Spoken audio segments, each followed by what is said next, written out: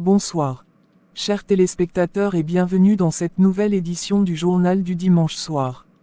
C'est avec un grand plaisir que nous allons partager les grandes lignes de tout le message du culte de ce matin, qui s'est tenu en assemblée ce dimanche matin.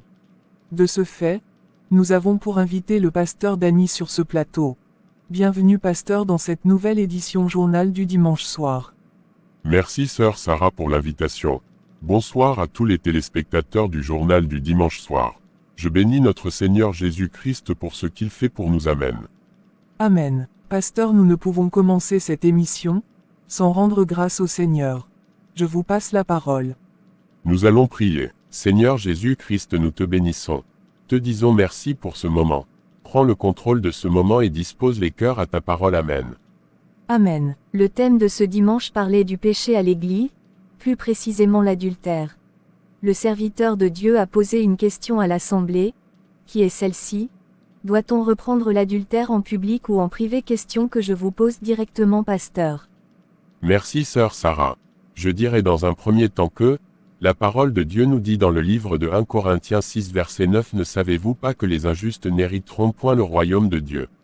Ne vous y trompez pas, ni les impudiques, ni les idolâtres, ni les adultères, n'hériteront le royaume de Dieu. Si nous pratiquons cela, nous devenons ennemis de la croix. L'adultère commence par la pensée, ensuite l'action.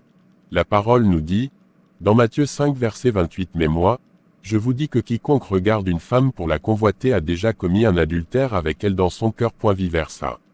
Nous devons purifier nos pensées avec le sang de Jésus-Christ tous les jours.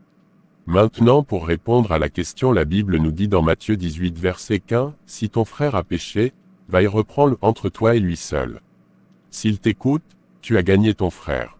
Dans un premier temps, on peut reprendre en privé, et si la personne ne se détourne pas de ses voies, alors, on peut le faire en public en assemblée. Pourquoi? Eh bien, parce qu'il faut faire savoir aux autres que ce chemin n'est pas bien et aussi les avertir qu'ils seront exposés s'ils le font. En fait, c'est pour préserver les autres. Amen. Ok, pasteur. Et si la personne le prend mal et veut quitter l'assemblée? Comment doit-on gérer la situation, pasteur? La vérité avant de prendre racine secoue un peu. La seule chose que nous avons à faire, c'est de prier pour lui et laisser le Seigneur Jésus-Christ agir. Avec un peu de temps, il comprendra que c'était pour son bien. Reviendra au Seigneur en se repentant et en abandonnant cette voie. Parce que quand l'on pêche, on s'éloigne du Seigneur. Ok, pasteur. Pour clôturer cette émission, quel est le message que vous pouvez donner aux adultères qui sont dans les assemblées, pasteur? Je dirais ceci: toi adultère, homme ou femme qui m'écoute en ce moment, abandonne cette voie et repens-toi. Ferme ce portail que tu as ouvert à l'ennemi dans ta vie et ton foyer, car si le Seigneur Jésus-Christ revient et te trouve dans cet état, mon frère, ma sœur, tu es bon pour l'enfer. Shalom, soyons tous bénis. Amen.